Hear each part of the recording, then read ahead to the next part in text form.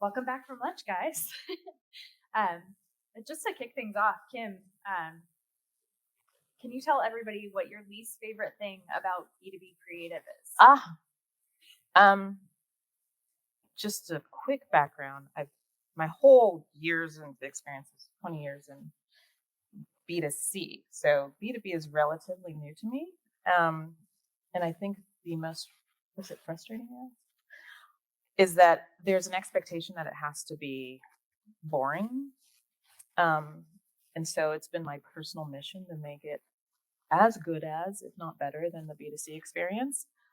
Um, and I think that fundamentally there's the reason that B2B is generally garbage is because creatively that is because that there's a lot of stakeholders, which means a lot of opinions and a lot of people who have input to give as opposed to the B2C experience. And so generally that does not lead to good creative. And that is my answer to your frustration. Yeah, and it's interesting too. One thing that we see a lot with some of our B2B clients, especially in the more technical spaces, is sometimes the marketers that are coming in are technical backgrounds. They're engineers, Mhm. they're coming from the product side of things. So what they're really focused on is like features and functions. Can you talk a little bit about how we focus more on kind of needs-based messaging? How do we get away from features and functions? Yeah, I think that a lot of that has to do with, I always have said there's three keys to having success in marketing, um, at least in the creative space. One of them is you need a unique product, which most of us don't run across. I mean, it's very rare to have a unique product. I mean, I was fortunate I launched the Toyota Prius years ago, and that was the first of its kind, right? So easy, unique product. Um, And if you don't have a unique product, then you need to go with a unique audience, which is also hard to come by. That's like, say you have a pizza place and it's the only one for 20 miles. And so, yeah, that's pretty easy to advertise and have success in. But usually with that, you also need a big media budget to go along with that. And then if you don't have those two things, the last thing you need to cut through all the noise of everybody else in the sameness is unique messaging.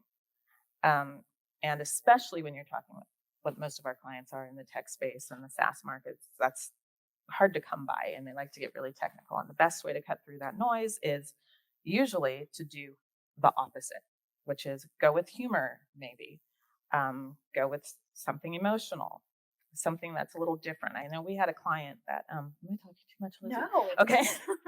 We had a client that it was, again, like a software security system. And, you look at all the competitors and I swear my head was going to explode. Everything was data points. You've all seen the stock images. It's like all those tech glowing lines and things. And we decided we were going to go with this Grand Theft Auto style kind of illustration just to cut through all the sameness. And it was hugely successful just by that, making sure that the creative stood apart from everybody else. Yeah, and one thing that we do at BOL, for everybody in the room here, is we have more of a unified approach to planning media and creative. Really, what that starts with is our audiences. It's the core of everything we do, starting planning and buying on the media side based on the audience segment, but also using that same audience segment information when we're building creative. I 100% agree. And I know that for one thing, that when working with media is different in B2B than B2C is, for instance, Lizzie and I can go back and forth. I can show her sort of these creative ideas we have, and she can always come to me and say, it would be really great for some of these videos that you use is we can get media for this and that and that. And then there's also times I say, Lizzie, I can't do this creative in that weird random size that you've given me. So, having that kind of interplay between our two departments, I think has just led to having more success overall. Yeah, definitely. I think one of the challenges that I had early in my career working with B2B companies is a lot of marketing departments will say, we have this content piece, go put it out in the world. And we're trying to flip it on its head where we say, no, here's the audience first. And then, okay, what does that offer look like for them? And then where do we want to put that offer based on who this audience is? And then what types of creative do we need for that? So what I would do is say, hey, Kim, we need a video that's 15 seconds. We need a 30-second cut. Here's the types of CTAs we need to integrate, but also here's the banner sizes that we might need. And hey, we've seen animated ones work particularly well. So that's really helped us a lot in terms of just driving client success.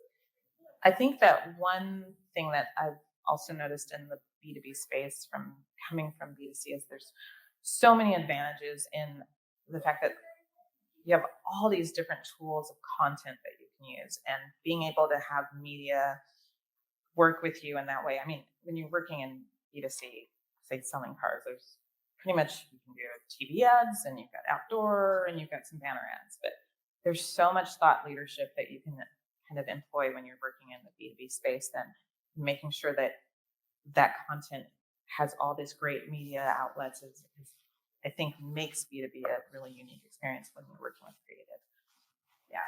Yeah, definitely another big difference for B2B versus B2C is budgets, right?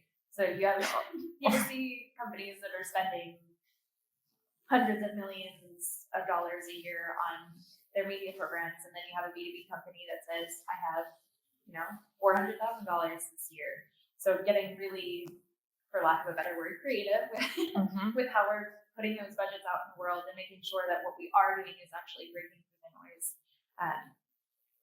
Can you talk about some formats that you'd like to employ that help kind of break through that?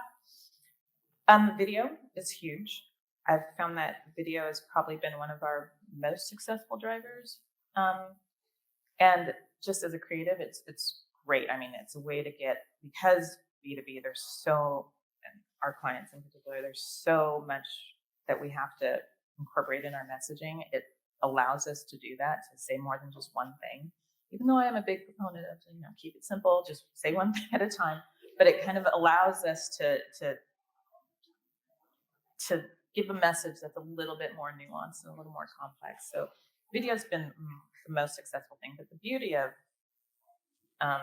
with banner ads is we can also incorporate some motion and things like that, and doing animation and animated GIFs and just kind of, or even carousels and things like that. It's been, that I think is helpful with the media and being able to do some more interesting creative things. Yeah. The whole thing with video now is B2B has come a long way with video. Yeah, from explainer really videos. Used to be a B2C play, right? You didn't see really B2B focused ads when you were watching TV, when you're streaming Hulu. Yeah. But a lot of those, especially on CTV, a lot of those companies have come a long way with actually being able to target for B2B and say, okay, I'm trying to reach a small business decision maker, not just age their income, which is kind of how traditionally you would have bought that. And just different ways of employing video. So social media has also come a really long way in terms of engagement, in terms of capabilities.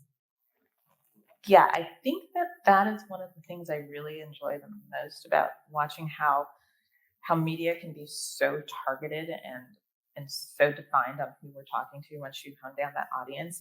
It allows me as a creative to sort of tell a story and speak to somebody in a way more like nuanced way. With B2C, you have to be fairly broad in your messaging, and especially because generally the media is not as, I mean, it is precise. I'm not going to say that, but it just allows you to do a lot more with the media and creative in that way. Yeah, definitely. I think we can open the floor too if anyone has specific questions jump in. about working between media and creative. We can talk all day, but want to make sure that we have a good, candid conversation here too. I mean, I can say more about creative and media. Oh. Yeah. I don't know where the blocks are. We'll find Rob. Yeah. Okay, I can hear you. I've had a problem, not a problem, but it's really been a challenge for me to educate my clients clients on the, thank you, everybody. It's been a challenge for me to educate my clients on the importance of creating content specifically for different platforms. Like, just an example of it is they'll want to take a TV spot and they'll be like, this is perfect for TikTok. Mm-hmm. I'm like, that's not true. And it's kind of hard to sort of change that narrative in their head, especially when they have to go up to like their marketing managers and things like that. Do you have any tips you can give us for maybe like trying to convince people that might not be on TikTok or like have those kind of, backgrounds? Show them. Yeah. See if you can find competitor examples of TikTok videos versus a TV spot potentially, and say, okay, here's why these are different. Like, this is, for one, like TikTok's vertical videos. Yeah. That's a huge difference, but trying to show them the nuances of that. And TikTok and kind of more traditional digital channels are a lot more actionable too. Whereas a TV spot might just say, here's a product, go check it out. Yeah. Or maybe here's a vanity URL you can go to. A lot of digital video actually has the ability to have something that you click on. So being able to kind of have that tie-in is really important, at least on the media side. Yeah, I also think it's helpful in those, if you can head that off at the pass usually. And when you're pitching those types of things, you pitch TV, but then you also have to pitch, and we need to create social, and we need to create this, so that we're not trying to fit, squares and circle holes or whatever. Yeah. And with that specific example too, the audiences for TV and TikTok are potentially pretty different. Very different. Yeah. So you do have to make sure that, that's kind of the beauty of, at least in our agency with BOL, Lizzie kind of does that work before it comes to us. She sort of already figures out this is who we're talking to, and this is how you reach that audience. So that's kind of done before you get to the creative stage. It's best if you have a media plan ahead of time. That can be adapted once you get to the creative done, and when you have some flexibility there. But generally, it's really nice to have the media already has done all that legwork for you. They know who you're talking to, how best to reach them, what formats that's done in, and then go from there. Yeah, from the flip side of it too, we'll send over our media plans to the creative team, and they'll say, I saw this happening, like this weird LinkedIn ad, and maybe we haven't thought about that. So it's always good to have that collaboration between those two teams too. Yeah. Anyone else? It's more fun to answer your questions. Yeah.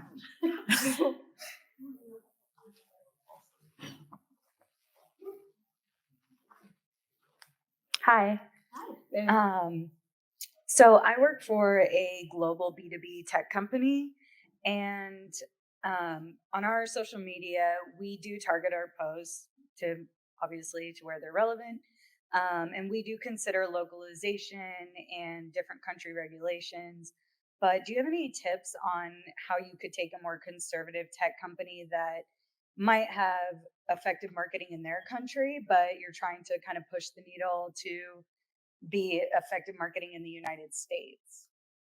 We're doing that right now. I had a feeling. Yeah, so we have a client that does basically mapping software that insurance companies use, and they basically take footage of everywhere ever. It's like really advanced Google Maps, basically, or Google Earth, I guess, is a closer comparison. And they're really popular in Australia, and they're having a really tough time breaking into the US. And one of the things that we did with them is really doing some work on the audience and how that's different here. So looking at what are the nuances of that industry here versus there. Are there different regulations? They target insurance a lot. Are there different regulations and requirements in insurance? How is the government sector different between the two? Thinking about how those decision makers are different, but then also how is the competitive landscape different? So in the Australian market, they're pretty much the only players that are in that area, but they have 15 competitors in the US. So looking at, okay, what are the US companies that we're competing against doing differently than what we're doing in the Australia market? at least from a media perspective, that's helped a lot. I have a follow-up question. So I'm all about competitive analysis, seeing what other people are doing, but how do you get beyond that pushback from a conservative tech company that might not be used to using more Americanized marketing tactics? That's what I'm specifically asking, because say, for example, insurance company, yeah, they might have a more conservative marketing, but then there's also companies like Geico. So insurance in America it's pretty obvious that it gets really fun, right? But for a lot of tech companies, even in America, it's not fun. So it's like, how do you encourage these more conservative companies to be open to, different types of marketing that's actually more effective in America? Interesting you would mention Geico, because Geico, my partner worked on that account with early years, and Geico was, I think, number 10 in insurance ranking. They were in 10th place. And Geico was the first ever to do that sort of comedy approach. Everybody else was doing, your serious, sappy kind of insurance. And Geico was just, when you're in 10th place, you're willing to take chances, right? And so they were willing to take chances. Now they're number 3. And everybody else is doing the same. I sometimes I can't distinguish. I think Progressive's really good though, but I can't distinguish what's a Geico, what's a Progressive. So I think that the best way that I approach those clients, because I'm passionate about trying to push the boundaries all the time, and I'm not always successful. I'll admit that, but the best thing to do is provide those examples for them. And sometimes it happens. Sometimes I find that if you, even before they approve it, produce it as much as you can, make it as refined, as finished as you can, just to show them and get them on board, and just trying to explain to them that the best way to tell a story is to tell a story and to talk to people emotionally and to cut through the noise. But yeah, it is difficult. And I'm not saying that I've always been successful, but the Geico case is always a good one. And it is easier to get the number 10 to take a risk. That's true. Number 1's not really safe. They're like, it's working. Thank you. Mm-hmm. Anyone else? Yeah. The rise of CTV or addressable TV or whatever we're calling it, do you find that you're creating specific creative executions? Are you creating more executions for those hyper-targeted audience segments? It depends on what Lizzie gives me. Yeah, so that's actually something that we're starting to do more for ABM approaches. We're actually starting to be able to do CTV to target accounts or target industries. And that's something where maybe the core video is the same, but the end card is different. Yeah. Or we have The VO changes. a small, yeah, exactly. Yeah, because nobody has the budget to create 20 completely different versions of the same concept, right?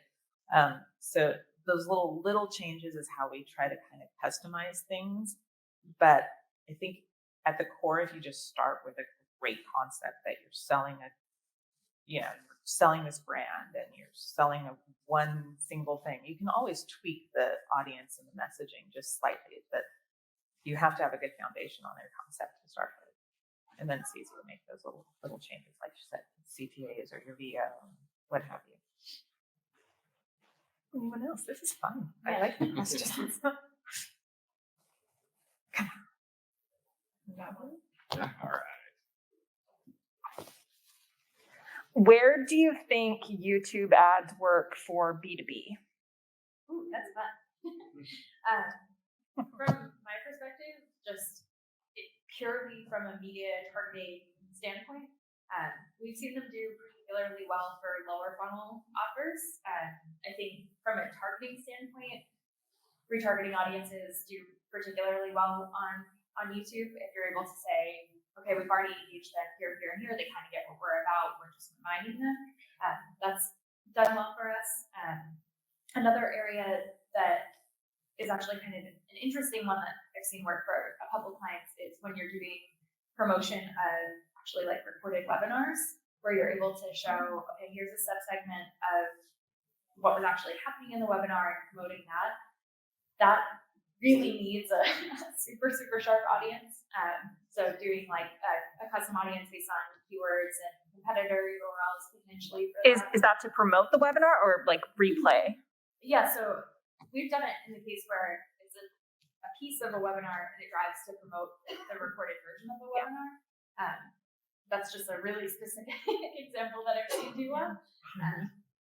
But yeah, from a creative standpoint, is there a particular like?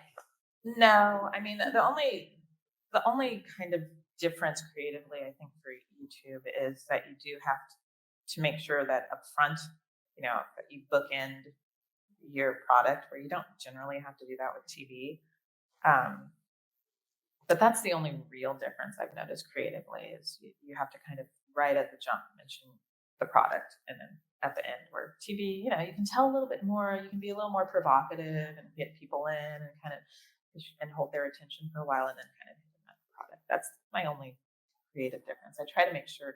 I mean, we're all becoming a little more sophisticated with kind of creative, right, and advertising, and I think that people want that similar B2C experience, even if it is B2B. And that's kind of my goal in coming to a B2B agency, was to make sure that we're providing that same experience, because we are just still talking to people. I mean, we're still selling stuff to people. We're still hitting them on that emotional chord, or whether it's humor, what have you. I mean, everybody wants the same thing. They want to be somewhat entertained even when they're being sold.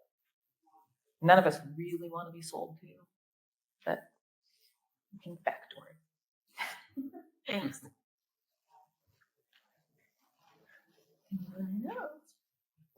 So, anybody else got good questions to the group? Come on. People have to more conversation questions. Come on, let's go. I know we're in the second half of the day here. Let's re-kick our brains into gear to help get everybody going. You know what? Let me throw a question to you two on stage. Lizzie, half question to you, and Kim, half question to you. Is like, how bad is being cheap on creative? Like, how much does it fuck media, like, in performance? And Kim, how much does it make you batshit mentally crazy and frustrate you? Like, so how would you respond to that question? Like, when somebody's trying to be cheap on creative and keep their budget down, how much does that end up costing them more long term into like a total cost of ownership type thing? Like, what do you think about that? It's a good question, random gentlemen in the audience. And by the way, Marty made me do it. Just so you know. I mean, Lizzie, you can start, because she usually steals all my money first. So Yeah. Yeah, I mean, the media has to work 10 times harder if your creative's not good. So you're spending, 3-4 times as much to get the same impact with a bad creative spot versus what you would with a better one. Or you might not even get the attention at all. So people will ignore your shit creative. Whereas if it stands out, you can actually drive engagement, and the media dollars that you're spending have an impact, and you're able to start to prove that to your business, and your budgets will hopefully go up. You won't have to try to have cheap creative. yeah, I mean, there's no way to kind of like, what's the term, like split the baby here, right? I mean, we rely on each other, and the best creative isn't going to do any good without media budget behind it. Who's going to see it? 5 people see it and they love it, but who cares? And then I can probably work a little more with a small budget than you can. I think, I mean, we have enough talent in our agency where we have somebody who can illustrate, or we can pull from stock instead of doing a shoot. We can probably edit ourselves, but I don't think you can do what you do without having a sufficient budget. So maybe that's why we always have to. But I also think that what's important is that while you might have a budget for creative, that's great. People have to remember it gets stale. People get tired of seeing the same creative over and over again. So you do have to refresh it. And I think that you generally will provide the numbers for that over time, over, I don't know how soon that Usually happens. it's like a quarter. Yeah, a quarter. Depending. That they'll start seeing that, the engagement's going down, and that Yeah, will that's get that budget to go. Yeah, it's Yeah. measurable. So that usually gets us more money to start doing a refresh campaign.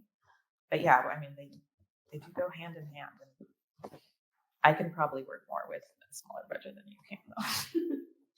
Yeah, it's definitely easy to see too when creative is getting stale or creative's not working, because we know what the benchmarks of good creative are.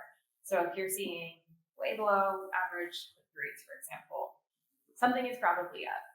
If you're seeing high click-through rates and then they start going like this, that's time for a refresh. Yeah. Especially when all other things are equal. If you're not changing your audience, if you're not changing anything else but the creative.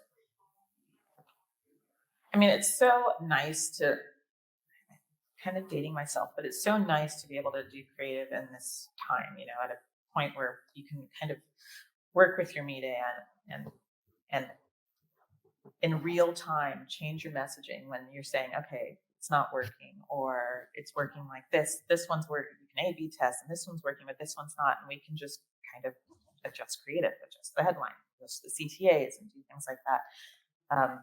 Whereas there was a time that was not possible. To that point with just testing the headlines too, one thing that we tend to do if a client has a smaller creative budget and we need to figure out how to work with that, is using some of the media headlines to test what might resonate, and say, okay, we're going to test these 5 different types of messaging as the headline in the LinkedIn ad with a more generic image. And then we can say, okay, these 2 are performing really well. Let's do a creative concept that's closer aligned to that particular pain point or that particular need state.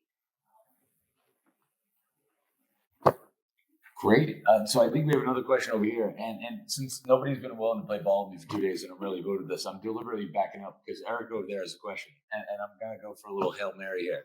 And Eric's going to have to get up to get this because I haven't had a chance to do this the entire fucking time I've been here. So here we go. Oh no. It was a little short. I haven't done that in a while. But here's a question. I heard about YouTube shorts or YouTube ads, as well as the idea about Geico. The idea is that marketing has to take risks to get these big bets out there and improve. But how do you control the narrative with your boss and, allow them to test out new things, and at the same time eliminating some risk of theirs, that knowing that it may not succeed, but there's a little bit of a chance that it could do really big things? Like, how do you control that narrative with your bosses or your clients' bosses that have the funds, and there's a chance that it may not do anything, or the bigger chance that it could do something? So how does that work out? Balance. From just a media perspective purely, we tend to take an approach where we say, okay, let's put 70% of it towards things that are going to work to keep everybody happy. And let's keep 30% of the budget to do cool new things, to try something different, to have that, we call it an innovation budget, where we're able to say, okay, we're going to keep things running, we're going to get the leads that you expect to get, but let's put some of your budget towards saying, okay, we want to test CTV, we want to test streaming audio or podcast.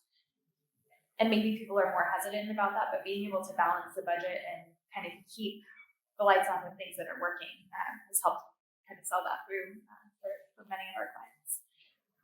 Is this just a media thing? Or you also want to know creatively? I mean, I always try and push as far as I can because it's always easier to pull back, right? And that's how you get results. I mean, everybody's using the terms revenue and growth, and people don't want to see that. It's not going to push the needle at all. So move the needle. So I always try and do that. And the beauty of, I guess, with our agency is, even if somebody's not willing to give us all the creative and keep some of it in-house, they're willing then, because they have that sort of comfort of knowing, okay, well, we've got this campaign running, these banners running that we do in-house. And they kind of let us they come to us actually for that reason, because they know we're going to give them something different. And that's usually where they see the results. And so, I mean, that's why people come to us, honestly, for creative that's a little bit different, not your typical B2B stuff. To that comment, Kim, I'm curious for the audience, like, given the clients we have at BOL, like, how do you balance clients when they have like an in-house studio and they're like, we kind of get it covered, but Lizzie's team needs different iterations of creative and marketing controlled landing pages for testing purposes, per like Lizzie's presentation earlier on like conversion rate optimization. Like, how do you strike that balance? What's that conversation like on the creative side when you're trying to help media when a client's like, oh no, we have our own studio? And I think sometimes you run into situations where you're like, yeah, that's fine. You can kind of create the main content stream and the flow and a lot of the branded activity, but like media has a lot of needs that your in-house studio doesn't have the bandwidth, the resources, the speed to turn it around. Like, what's that conversation like?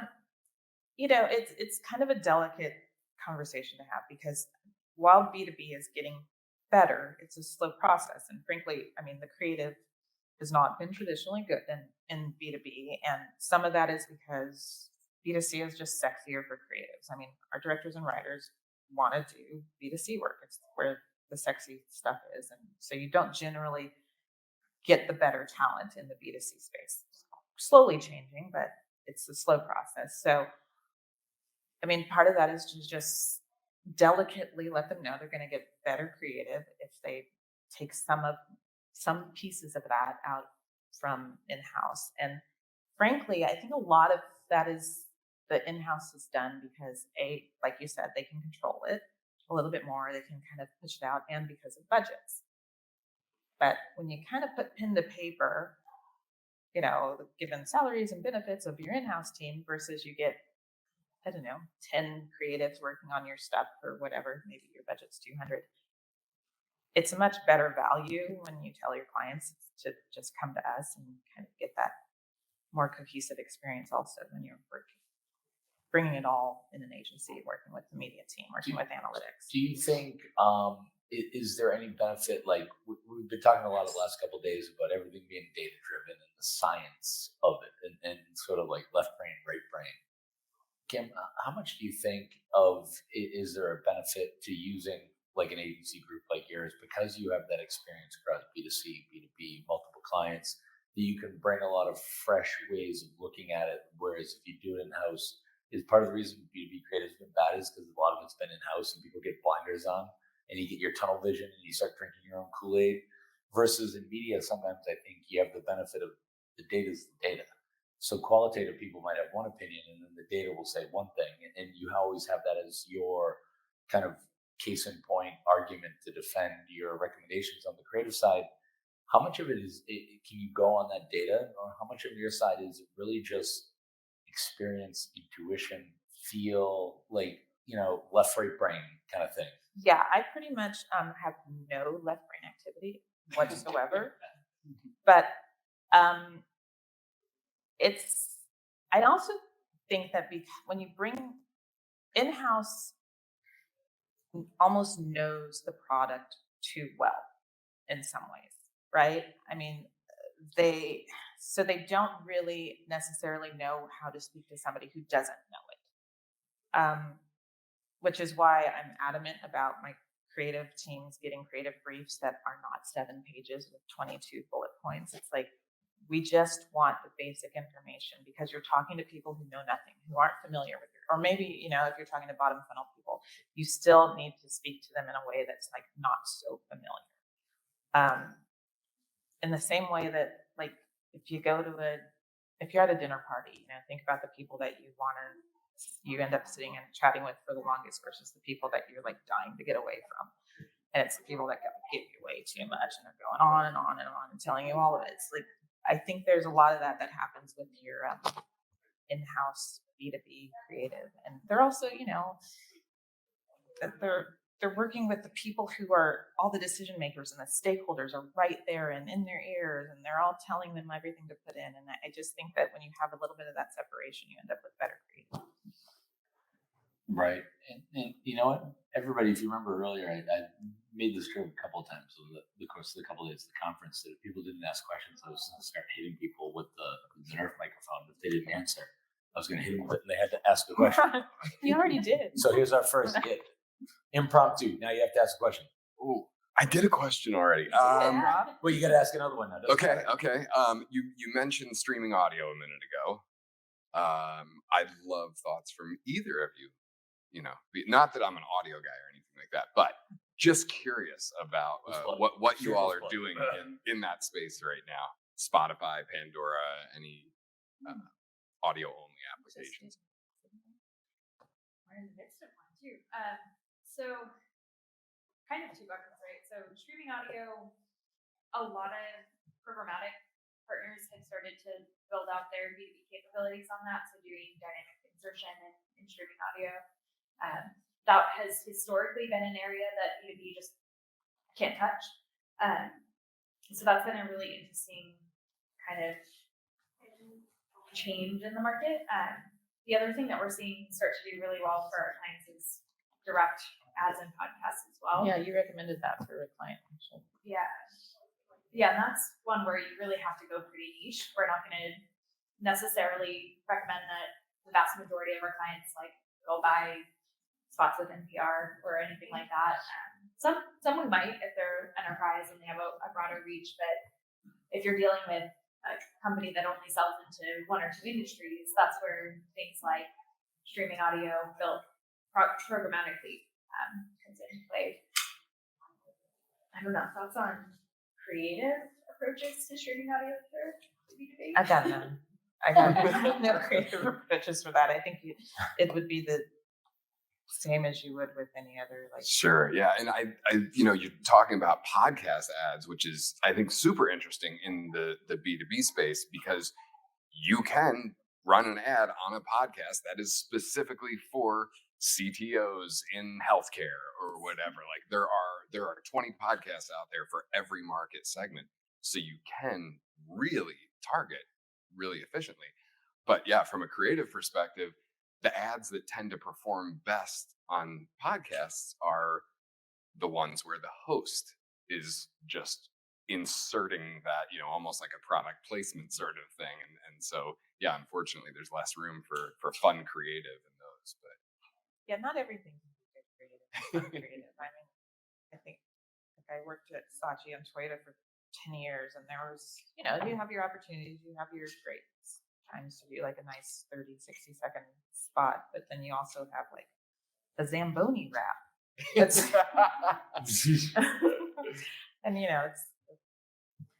you pick the times when you can really be creative. I mean, that brings up an interesting concept. Like, obviously, surviving a pandemic and everybody's like, yeah, friggin' woohoo, we get out of the pandemic. And now like, oh, maybe we're going into a recession. Oh, shit again.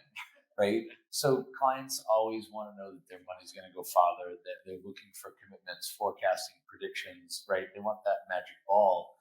Like, to that balance point that he was just asking about, like, Kim or Lizzie, either of you can answer this. I'm curious, when you were talking to clients, how do you balance that conversation with the client of the cost to do it? Because, yeah, maybe I can get at that healthcare podcast with people that are looking for self-diagnosing fire alarms, aka Honeywell, one of our clients. But there's like 12 people watching the podcast. And you look at it from the cost of the media and the cost of the creative to do it right.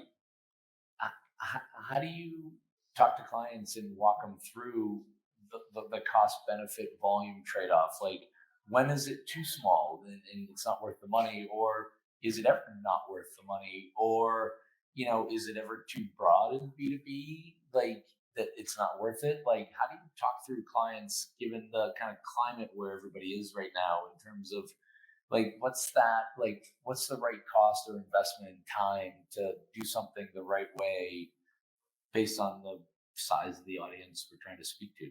Or does that not even matter? Well, here's a big gross agency answer. It depends. But what I will say is the first thing that we look at when we're thinking about that is what is the value of a customer to you? So one of our clients might have a product that's $99 a year. So I'm not going to recommend that we do an insertion in a podcast that costs us, 30 grand that hits 120 people. But if the average value of a customer is, $300,000, then yeah, absolutely go crazy. So that's definitely the first piece that we would look at.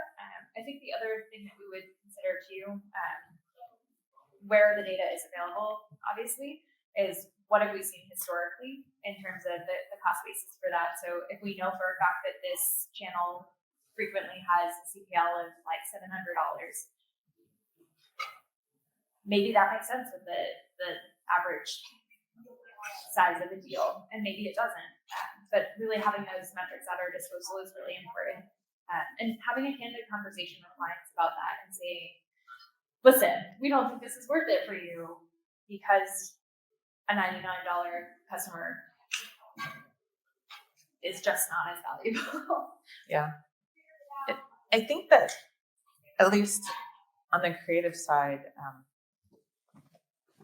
we've learned to adapt a little bit more with budgets just because we haven't been able to necessarily go shoot. So we've had to rely on stock and things like that. And we do have, what's nice of the B2B space is, like I said, there's so many opportunities with thought leadership is you just kind of have to balance. It's like, okay, you're not going to get 2 landing pages that kind of lead to this, and you're not going to be able to download, 2 white papers and an infographic, and everybody's got to make life choices, right? And maybe we don't get to custom code a parallax on your landing page, but it's all just kind of balancing. All right. Well, that's awesome. Thank you both. Any final questions from anybody? We're down to the final seconds here. Does anybody get a good question? Oh, there we go. I love it. It's a good wrap-up question too. If this is the last one. Can you talk about performance measurement and how much you rely on benchmarks and published benchmark data versus just your own client data? Where do you set the bar for success? Yeah. The very first thing that we do on the media side with any engagement is looking at the client-specific historical data. That's our number one benchmark that we focus on. But if we're trying something completely net new to that client, that's where we'll say, okay, looking at our book of business, who looks the most like this, and have they run that channel, and what worked in that, and what didn't work in that, and what were the costs for that. When that's not available, that's when we start to go into benchmark reports that are more widely available. But basically tiering it out where the most granular, relevant data we can get is your own data, then our data, and external data. Did that answer your question? Right on. Well, cool. I mean, can we give these 2 a round of applause, everybody?